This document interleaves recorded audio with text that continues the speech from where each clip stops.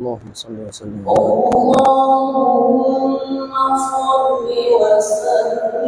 وبارك على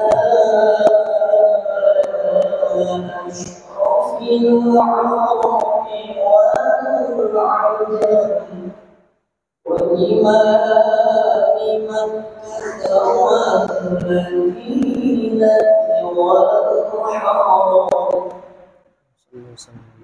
سيدنا محمد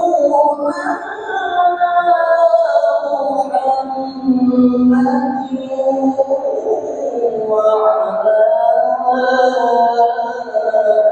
آله وصحبه وبارك وسلم وزده يا رب شرفا وكرما ومهابة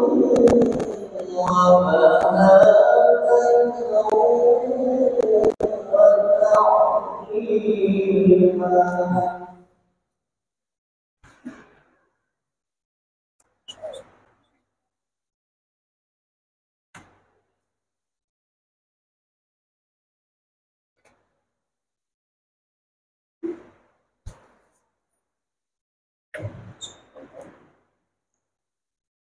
السلام عليكم ورحمة الله وبركاته.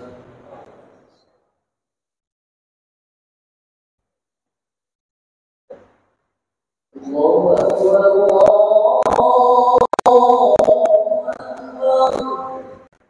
الله أكبر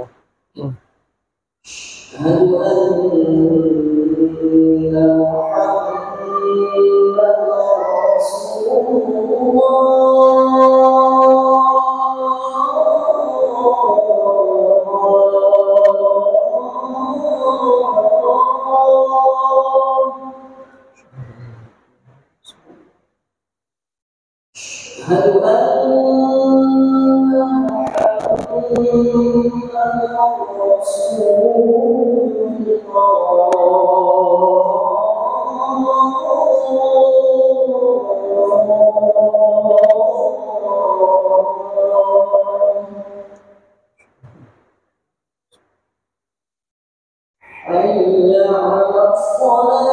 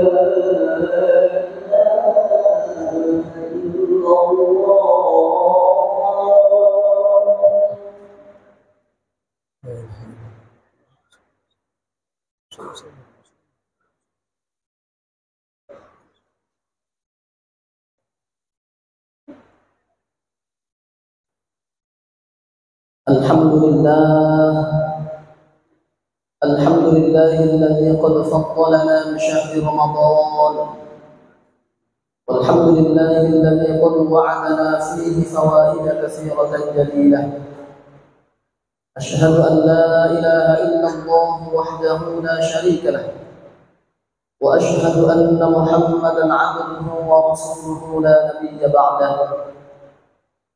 اللهم صل وسلم وبارك على سيدنا وحبيبنا محمد الذي قد بلغ الرسالة وأدى الأمانة ونصح الأمة وكشف الغمة وجاهد في سبيل الله حق جهاده، وعلى آله وصحبه ومن سار على نهجه إلى يوم القيامة.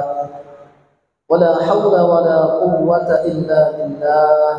أما بعد، فيا أيها المسلمون، أوصيكم ونفسي بتقوى الله عز وجل والتمسك بدين الإسلام تمسكا قويا، فإن التقوى خير زاد وأجمل لباس، فقد فاز من اتقى وخاب من طغى. فقال الله تعالى في كتابه الكريم: أعوذ بالله من الشيطان الرجيم، بسم الله الرحمن الرحيم. يا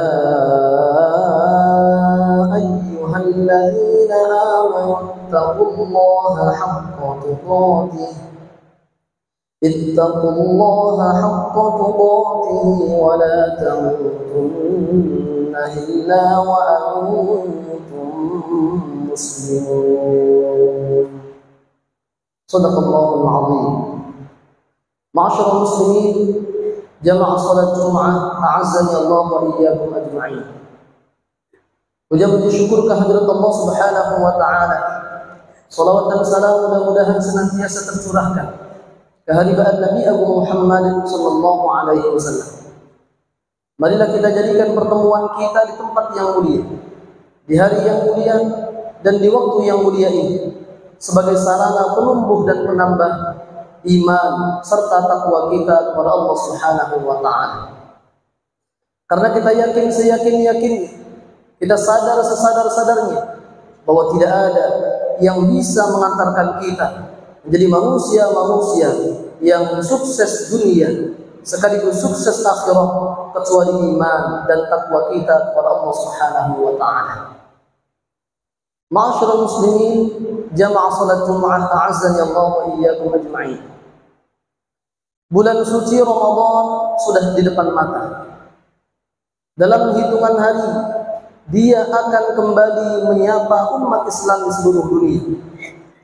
Kehadirannya harus disambut dengan gegap gempita dan sukacita, karena ia merupakan bulan mulia, bulan yang menjanjikan rahmat, menjanjikan ampunan, serta pembebasan dari api neraka bagi siapa saja yang bisa memanfaatkan dengan sebaik-baiknya. Sebagaimana Allah Subhanahu wa taala memerintahkan kita agar ketika kita mendapatkan anugerah dan rahmat darinya, kita harus bersukacita dan bergembira. Di surah Yunus ayat 58, Allah Subhanahu wa taala berfirman, A'udzu billahi minasyaitonir rajim. Bismillahirrahmanirrahim. Qul bi fadlillahi wa bi rahmatihi fabidzalika falyafrahu huwa khairum mimma yajma'un. Katakanlah wahai Muhammad terhadap anugerah dan rahmat Allah Subhanahu wa taala, maka hendaklah umat Islam harus bergembira, dan kegembiraan itu lebih baik dibandingkan dunia yang mereka kumpulkan. Maka kita sepakat bulan suci Ramadan termasuk salah satu anugerah dan rahmat Allah Subhanahu wa taala untuk kita semuanya umat Islam. Akan tetapi terbersit sebaris pertanyaan di benak kita. Apa yang sudah kita lakukan sebagai persiapan kita menyambut bulan suci yang mulia tersebut? Sudah seberapa yakin ibadah-ibadah yang akan kita laksanakan di bulan suci Ramadan akan diterima oleh Allah Subhanahu wa taala, atau justru sebaliknya, bulan suci Ramadan akan berlalu dengan sia-sia, tidak memberikan hal positif apa-apa bagi kita. Na'udzubillah. Oleh karena itulah baginda Nabi Muhammad SAW sejak dulu sudah mengingatkan kita dalam hadis dengan derajat hadis sahih riwayat Imam Abu Dawud nomor hadis 2357. Baginda Nabi Muhammad SAW mengingatkan kita, rubba sha'imin laisa lahu min siyamihi illa al-ju'. Banyak sekali orang yang berpuasa tetapi dia tidak mendapatkan apa-apa dari puasanya kecuali hanya lapar semata. Ma'asyiral muslimin, jamaah salat Jumat, a'azzani Allah wa iyyakum ajma'in. Oleh karena itulah Al-Imam Al-Ghazali beliau mengklasifikasikan puasa kita menjadi 3 tingkatan. Tingkatan yang pertama disebut sebagai shaumul awam, puasanya orang-orang awam. Bagaimanakah puasa orang awam ini? Mereka yang hanya sekedar meninggalkan makan minum, meninggalkan hal-hal yang membatalkan puasa lainnya, tetapi maksiatnya masih tetap jalan, mungkaratnya masih tetap dikerjakan. Lalu tingkatan yang kedua yaitu shaumul khawas, puasanya orang-orang khusus. Bagaimana puasa mereka? Mereka tidak hanya meninggalkan hal-hal yang membatalkan puasa, tetapi mereka juga meninggalkan semua maksiat, mungkarat dan perbuatan tercela. Dan tingkatan yang paling tinggi yaitu shaumul khawasil khawas, puasanya orang-orang istimewa. Bagaimana puasa mereka? Mereka tidak hanya meninggalkan makan minum dan segala hal yang membatalkan puasa. Mereka juga tidak hanya meninggalkan hal-hal yang maksiat dan mungkarat, tetapi hati dan pikirannya senantiasa terpaut, tertuju kepada Allah Subhanahu wa taala. Oleh karena itulah, agar puasa kita betul-betul berbalas pahala dari Allah Subhanahu wa taala, agar tidak menjadi puasa dan Ramadan yang sia-sia, maka paling tidak ada 4 persiapan yang harus kita lakukan. Persiapan yang pertama disebut dengan al-isti'dad ar-ruhi, persiapan ruhiyah, persiapan hati. Yang dimaksud dengan persiapan hati di sini yaitu mari kita bersama-sama bersihkan diri kita dari segala penyakit akidah dan juga penyakit hati lainnya.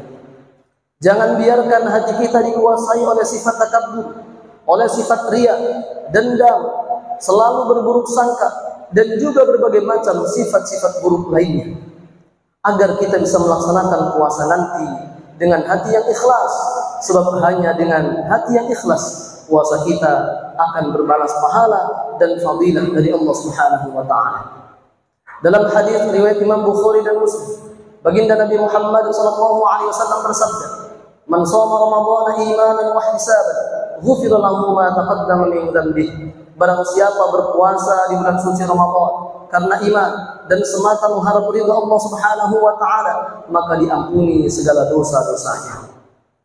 Menjelang persiapan bulan Ramadan ini juga merupakan momen yang pas untuk kita mari bersama-sama introspeksi diri. Sudah berapa banyak maksiat yang kita perbuat? seberat apa dosa yang telah kita lakukan, dan bahkan seberapa sering kita menyakiti hati orang tua kita, hati pasangan hidup kita, keluarga kita, dan handai tolan kita. Maka hentikan itu semuanya, kita memohon ampun kepada Allah Subhanahu wa taala dan meminta maaf kepada orang-orang yang pernah tersakiti hatinya.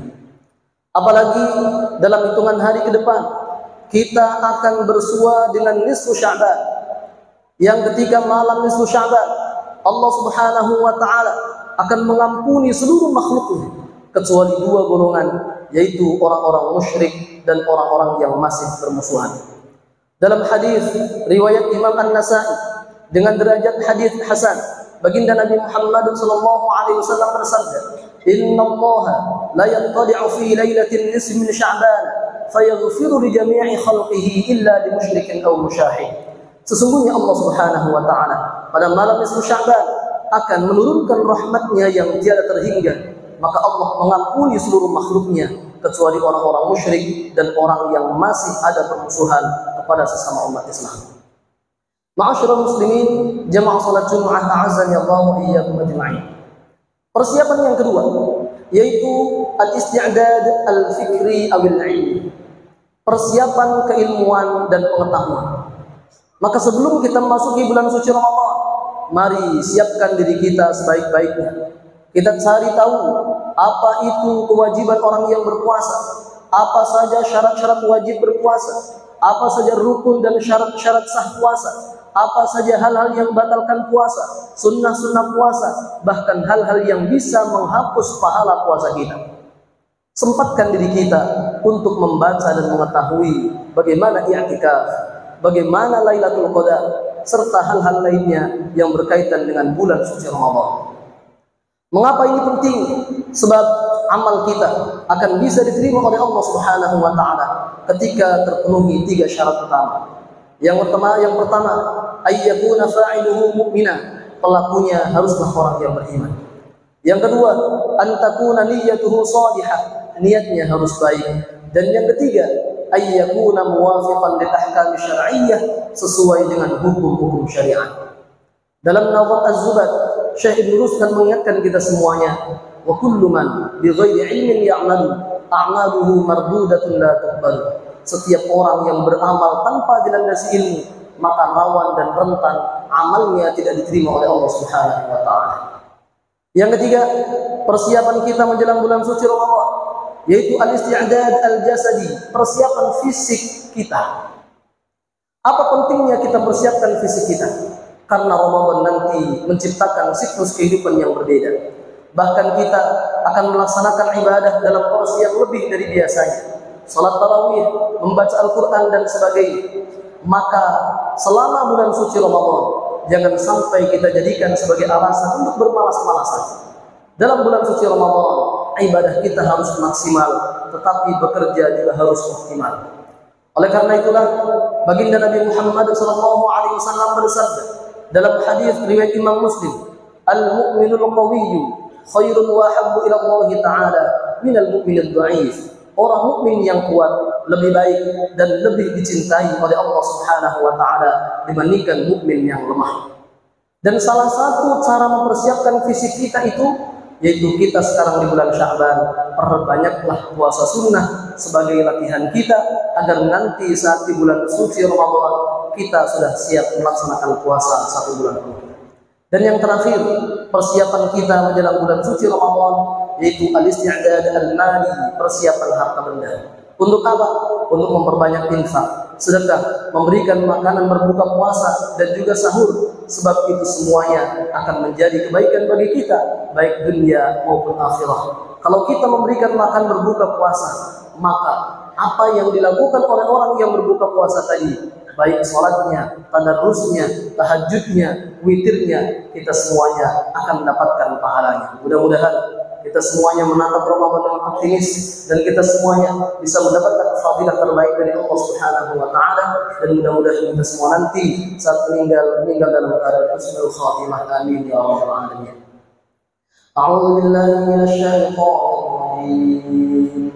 Bismillahirrahmanirrahim. Wal 'ashr إن الإنسان لفي خسر إلا الذين آمنوا وعملوا الصالحات وتواصوا بالحق وتواصوا بالصبر. بارك الله لي ولكم في القرآن العظيم ونفعني وإياكم بما فيه من الآيات والذكر الحكيم وتقبل مني ومنكم تلاوته إنه هو السميع العليم. أقول قولي هذا وأستغفر الله لي ولكم ولسائر المسلمين والمسلمات فاستغفروه إنه هو الغفور الرحيم. اللهم صل وسلم وزد وأنعم وتفضل وبارك بجلالك وكمالك على أشرف عبادك سيدنا ومولانا محمد وعن كل صحابة رسول الله أجمعين.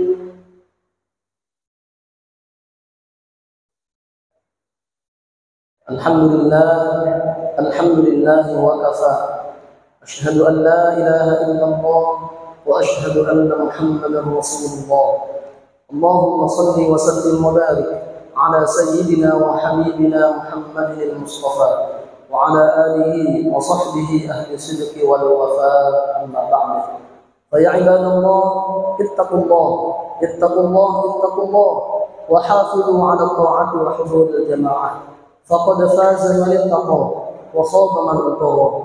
فقال الله تعالى في كتابه الكريم: أعوذ بالله من الشيطان الرجيم، يا أيها الذين آمنوا اتقوا الله وكونوا مع الصادقين. ويا عباد الله، إن الله تعالى صلى على نبيه كريما وأمرنا بالصلاة والسلام عليه، فقال تعالى: إن الله وملائكته يصلون على النبي يا أيها الذين آمنوا صلوا عليه وسلموا تسليما.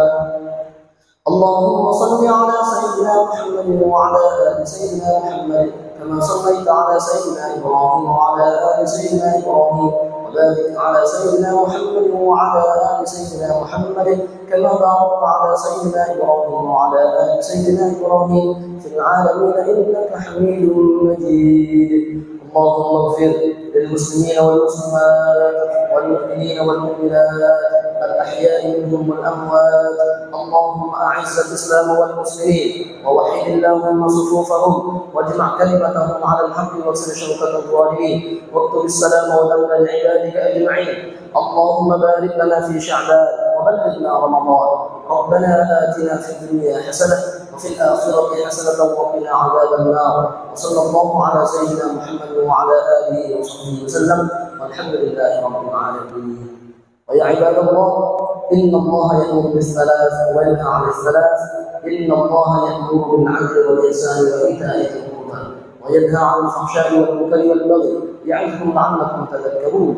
اذكروا الله العظيم يذكركم واشكروه على نعمه يزدكم واسألوه من فضله يعطيكم ولذكر الله أكبر والله يعلم ما تصنعون. وأقم الصلاة.